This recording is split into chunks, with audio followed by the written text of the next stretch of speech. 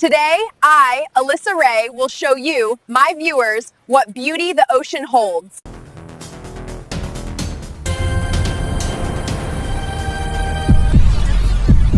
Please help me! Hold on, faster! We're almost there! The ocean is calm, but it never stays calm for long. Just off the coast of Monterey Bay, as the sun sinks into a blood-red horizon, a lone camera begins to shake. You can hear her breathing, slow, controlled, trying to stay calm. A young vlogger searching for one last clip before nightfall, unaware of the shadow rising beneath her, because as her recorder captures the quiet rhythm of the waves, something massive begins to circle. A ripple, a sudden splash, and then this is the story of a final dive that should never have happened. And before we begin, make sure you subscribe to the channel, like the video, and share it to support more real event videos like this one. Before the ocean swallowed her final breath, Alyssa Ray was full of life. Back home in Portland, Oregon, she built her world around a single obsession: the mysteries hidden beneath the waves. Friends described her as unstoppable, always smiling, always with a camera in her hand. While most people her age were posting travel vlogs or makeup tutorials, Alyssa was diving into freezing Pacific waters, chasing creatures most people prayed never to see. Her channel grew quickly, 419,000 subscribers, each one drawn by her courage and the softness in her voice when she spoke about marine life. She didn't just film sharks, she adored them, respected them, believed the world misunderstood them. That passion became her latest project, a documentary series she called Shadows of the Deep, a series meant to show Americans the beauty of the ocean's most feared predators. But behind her excitement, there was one thing Alyssa never knew. The most dangerous episodes aren't the ones you plan. They're the ones that happen when the camera is still rolling.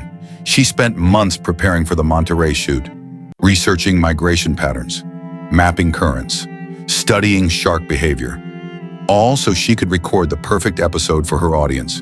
But the footage she captured on June 14th would never reach her subscribers, because that day, the ocean had a lesson of its own. Monterey Bay, a place where the ocean feels alive even before you touch the water. This is where Alyssa Ray chose to film the next chapter of her dream, a migration event that only happens a few times each year. Early June had brought a wave of blue sharks to the cold California coast, following schools of anchovies and young sea lions. To most people, that meant danger. To Alyssa, it meant opportunity. She arrived at the Monterey Bay Aquarium on the morning of June 12th, logging notes with the kind of excitement only she understood.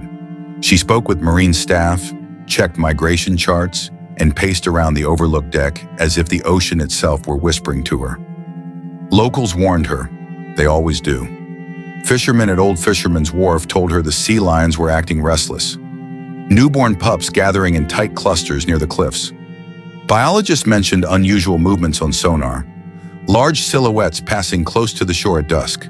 To them, it was a sign to stay out of the water. To Alyssa, it was a sign that her episode could be unforgettable. On camera, she brushed off the warnings with the same playful confidence her subscribers adored. "Guys, relax," she said, tightening the strap of her GoPro. "Sharks don't attack humans for fun." But what she didn't realize was that the Pacific wasn't behaving normally. Sharks were moving in uncharacteristically close. Hunting grounds were shifting, and the same sea lion bursts that fascinated researchers were also attracting predators.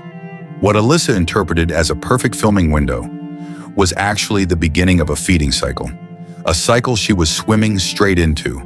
She had no idea that in just 48 hours, those warnings she laughed off would echo in her final moments. Because this time, the ocean had different plans. June 14th, 2022, 9:45 a.m. Fisherman's Wharf in Monterey was unusually peaceful. No wind, no fog. The kind of morning season boat captains don't trust, because the ocean rarely gives a gift without asking for something back. Alyssa Ray stood on the deck of a small rental boat, tightening the straps on her dive fins and checking each camera twice. Her gear rested neatly beside her. Waterproof housing, spare batteries, a stabilizer rig. Everything was perfect. Maybe too perfect. The water below shimmered like glass, clearer than anything she had filmed in weeks. Sunlight cut straight through the surface, lighting up the kelp forest like underwater cathedrals. Her friend and drone operator, 29-year-old Evan Brooks, leaned over the railing with his arms crossed. He had been quiet all morning, watching the sea lions gathered along the rocky shoreline. They weren't barking, they weren't diving, they were staring at the open water, motionless. Evan finally broke the silence. "Alyssa, the sea lions are acting weird today." To an untrained diver, it would have meant nothing. But to wildlife specialists, this behavior is a warning sign. A shift in the natural rhythm that often means one thing. An apex predator is close. Alyssa dismissed it with a soft grin, the kind she used whenever Evan worried too much. She told him she'd only be in the water a few minutes, just long enough to capture the migrating blues. She believed she was prepared, but as Evan launched the drone, something felt wrong. The live feed flickered for a moment before stabilizing, then captured a chilling sight below the boat. Two massive, slow-moving shadows, gliding just beneath the surface, too big to be sea lions, too silent to ignore. Evan leaned closer to the monitor, his jaw tightening, because whatever was down there wasn't supposed to be that close to shore. By 6:12 p.m., the light had started to sink behind the cliffs of Monterey, turning the water a deep, moody blue. Alyssa guided the boat 2 miles offshore, toward a kelp forest she had scouted earlier, a place where currents slowed just enough for sharks to glide through like ghosts. The ocean was quieter now, too quiet. Alyssa secured her GoPro to her chest harness, adjusting it until the lens pointed directly forward. She whispered to Evan that she wanted something bold for the episode's intro, a close proximity shark pass, the kind of shot that could hook an audience in the first 10 seconds. She believed she could handle it. She always had. When she slipped into the water, the world changed instantly. The temperature dropped. The light dimmed. The kelp rose around her in tall, twisting columns that moved in slow, unnatural rhythms. At first, she thought it was just the current. But currents don't make fish behave like that. Tiny silver schools scattered in every direction, fleeing deeper into the forest, as if pushed by an invisible force. The kelp began to sway harder, bending in sharp, jerking motions. The kind caused not by water, but by something swimming through it. Something big. Alyssa steadied herself, trying to keep the camera from shaking as she descended a few feet below the surface. Her breath echoed inside her mask, slow at first, then quicker as the water thickened with tension. Back on the boat, Evan held the radio in one hand and the drone controller in the other, watching the monitor flicker with static. He leaned dangerously over the edge and shouted, voice cracking across the waves, "Alyssa, something big is moving under you." Her head snapped down, the GoPro catching only darkness and drifting kelp. Then, everything stopped. The fish, the kelp, even the water around her, as if the ocean itself were holding its breath, waiting. And in that final, silent second before she understood the danger. By 6:28 p.m., the footage resumes, grainy, trembling slightly, as Alyssa drifts deeper into the forest of kelp. Her breathing steadies, and for a moment, the fear fades. Because out of the darkness, something sleek and silver glides into view, a blue shark, calm, elegant, moving with a gentle, effortless rhythm as it circles her once, curious but cautious. Alyssa's body relaxes, and even through the distortion of her mask, you can see her smile. This is what she lived for. Moments when fear and beauty touch the same frame. She extends her arm slowly, holding the GoPro out toward the animal, trying to capture a close-up of its shimmering flank. It's the kind of shot that could open an episode or end a career. But what she didn't realize is that no experienced diver follows a blue shark too closely, because where there is one, there are always others. Her camera wavers left, and something massive crosses the edge of the frame. A second shadow, larger, faster. It moves with none of the grace of the first shark. No drifting, no circling, just a direct, powerful approach. Alyssa's breathing quickens, loud enough that the microphone distorts. She spins, trying to keep both animals in sight, but the kelp blocks her view. For a moment, she thinks she's alone again. Then, a violent blur. The second shark darts past her hip, so close the turbulence slams against her wetsuit. The creature doesn't glide. It lunges, its body rigid, its movement sharper, more aggressive than anything she had filmed before. In her years of ocean exploration, she had never witnessed a blue shark behave like that, and she knew exactly what that meant. Something was wrong, very wrong, because when predators begin acting out of pattern, it's usually for one terrifying reason. A larger hunter has entered the area, but Alyssa didn't see it yet.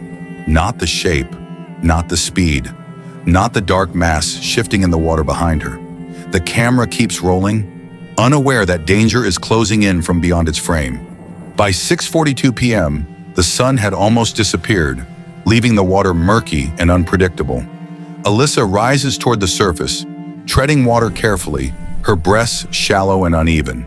The GoPro strapped to her chest shivers with every exhale, the footage trembling as if the camera itself senses what's coming. For several seconds, nothing moves. Then the kelp behind her parts in one long, slow drag, and a shape emerges from the darkness. Not sleek like the blue sharks, not curious. This one is heavy, powerful, purposeful. A juvenile great white, nearly 12 feet long. It circles her once, the water tightening with every pass. It circles again, closer this time, its dorsal fin brushing the surface like a warning. Great whites do not normally target humans. Their instincts tell them we are not prey. But when visibility drops, when silhouettes distort, when light fades and mistakes become easy, tragedies happen in seconds. Alyssa lifts her head toward the boat, fear finally breaking through her training. She tries to hold still, but the GoPro footage jerks violently as her body trembles, adrenaline taking over. Then, everything explodes at once. The water erupts into a violent swirl of foam and shadows. A massive tail slices through the surface. Alyssa screams, a sound ripped from sheer primal terror. And the GoPro is yanked downward as she's pulled beneath the waves. Red blooms outward, thin at first, then spreading, mixing with the churned seawater. Evan sees her disappear and dives for the tether rope attached to her harness. He braces his feet against the edge of the boat and pulls with all his strength, shouting her name over and over, voice cracking with panic. The GoPro slams against something. The hull, a rock, the shark. No one can tell. The footage shakes so violently that the horizon disappears, replaced by spirals of bubbles and blurred motion. Then, static. The camera goes dark, but the microphone stays on. And through the cutting hiss of the ocean, one broken breath escapes into the recording. Faint, terrified, and fading fast. Evan! Then silence. The world around Evan had gone silent. No waves, no wind. Just the cold thud of his heart as he hauled Alyssa's limp, blood-slick body over the edge of the Zodiac boat. Her GoPro dangled at her side, still flashing red, still recording. Evan screamed for help into the radio, his voice cracking as panic strangled each word. Shark attack! We need immediate evac! She's losing too much blood! The Coast Guard cutter Vanguard 12 reached them in under 8 minutes. But for Evan, it felt like 8 lifetimes. He knelt beside Alyssa the entire ride in, pressing towels against her shredded leg, shaking uncontrollably as he whispered her name like a prayer. Her eyes flickered open, just for a second, just long enough for her to breathe one fragmented sentence. Alyssa! Don't let it end like this. Then she slipped under again. At 6:58 p.m., they rushed her through the sliding glass doors of the community hospital of the Monterey Peninsula. Surgeons flooded the trauma bay. Monitors screamed. Evan watched from the hallway, hands buried in his hair, salt water and tears mixing on his cheeks. For 13 agonizing minutes, doctors fought to bring her back. 13 minutes of compression, transfusions, frantic orders. But the blood loss, the damage, it was simply too much. At 7:19 p.m., a doctor stepped out, mask lowered, eyes hollow. "I'm so sorry. We did everything we could." The words hit Evan like a physical blow.